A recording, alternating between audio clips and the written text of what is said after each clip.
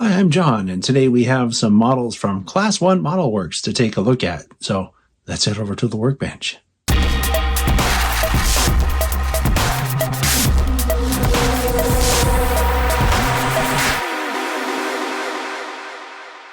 All right, so here's what we're looking at today.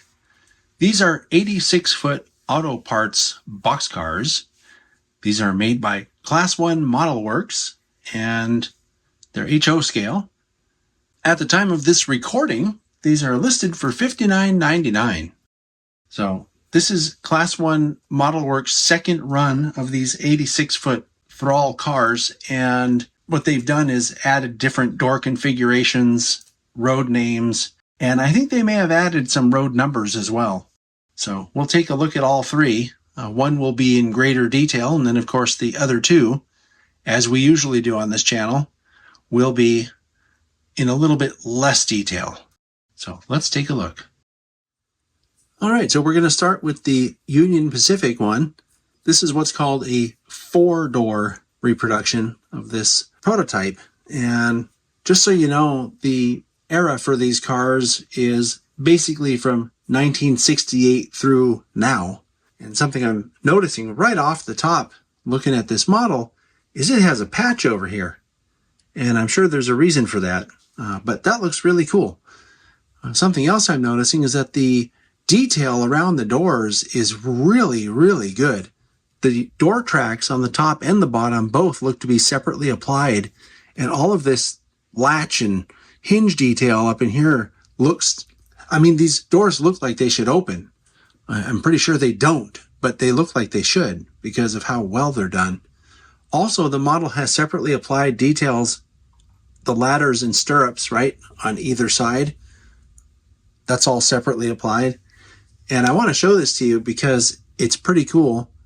The detail in the trucks and the fact that the wheels are sort of pre-weathered or pre-rusted, if you will, which is something that's one less thing left for the modeler to have to do.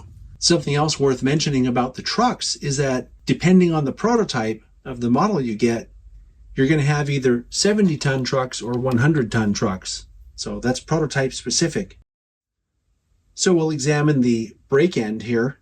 And the first thing, again, I'm noticing this is a photo-etched crossover platform here. It has hose detail, an uncoupling lever, separately applied brake wheel, separately applied grabs. This grab that goes across the body also separately applied. There's not a lot that you could do to this model to make it better or to improve it. I mean, other than maybe weathering it or tagging it or whatever you do for your layout. Other than that, this is pretty much ready to go straight out of the box. Even that tack board looks like it might be separately applied. I think it is. So here's a brief look at the other side that also has the patch on it. And the same kind of detail that we saw on the first side we looked at. And here's a look at the detail on the A end. It's consistent with what we saw on the brake end, including all the separately applied stuff like the grab that goes across the body, the grabs down here, the photo etched crossover platform. The roof has the kind of pattern you'd expect to see on a car like this. The detail on the bottom of the model is pretty astounding. Not only does it have all the separately applied brake lines, but it also has cushion underframe detailing here. And this is prototype specific. Some of them do not have this, according to the information that I have here. But also look at this chain detail on the bottom. This is something that you don't always see on cars like this. And all of the detail here in the bottom of the coupler pocket. There's really a lot to look at here. While this is on its back, I'm going to show you it also has the metal wheels. And I mentioned this before. It has the pre-weathered or pre-rusted wheels here. And it's probably hard to see, but I'm going to show a close-up of this. It also has rotating bearing end caps. And it comes with extra bearing end caps in case you lose some of those, because that does happen sometimes. These come with a little bag full of extra parts for when that happens. In keeping with tradition, I've pulled the switcheroo, and I want to point out right away that this one does not have the cushion underframe. So this is what I'm talking about. It does, however, have all of that amazing brake detail. And also from this angle, you can see that the door tracks on these cars are in fact separately applied. Also on this model that's painted for C&O, you can see that it has the same kind of pattern on the top of the roof, which is something that takes weathering really nicely. Here's a look at the A end of the Chessie System model. You can see it has the same photo-etched crossover platform, uncoupling lever and air hose detail, as well as a separately applied grab that goes across, grabs on the side, and tack board, consistent with what we've seen already. And here's a brief look at the brake end. The paint and markings on the side of the car all are done to a very high standard, and most of that writing, if not all of it, is legible. Some of the smallest stuff, like down in here, I couldn't make out, but I also have a pretty cheap magnifying visor, so I'm not going to complain about that. Something else while we're looking at the side of this model is you'll notice that this is the other kind that has the 2 sets of doors on each side. These are referred to as 8-door cars.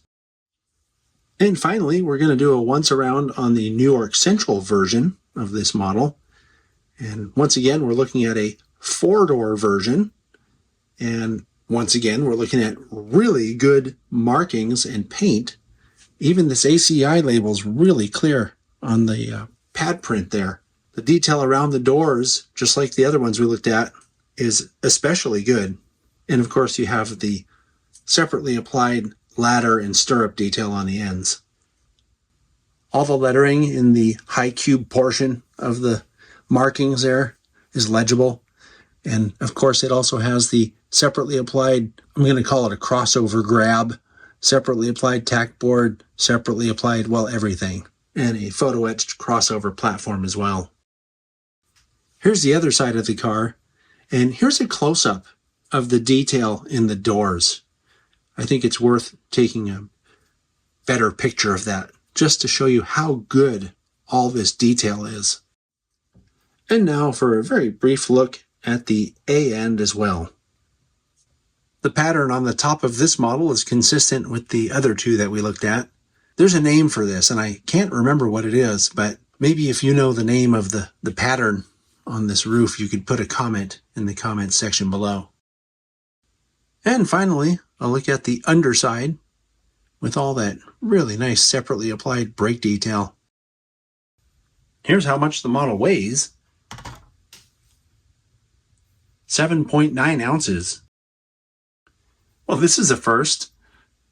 The model's so big it goes off my chart, but you can see if you extrapolate, this is 6.5, so 7 would be about here, 7.5 would be about here. So it's a little heavier than the NMRA recommended practice based on table RP20-1. But as I always say, it's better for your cars to be a little bit heavier because they will track better. And in particular, long cars like this, because if they're too light, they'll be much easier to stringline.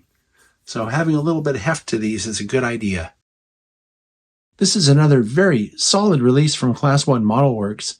Not only are these cars super detailed with every piece and part that you'd want on a car like this, really the only thing left to do to it is to weather it or maybe graffiti it if that's your thing.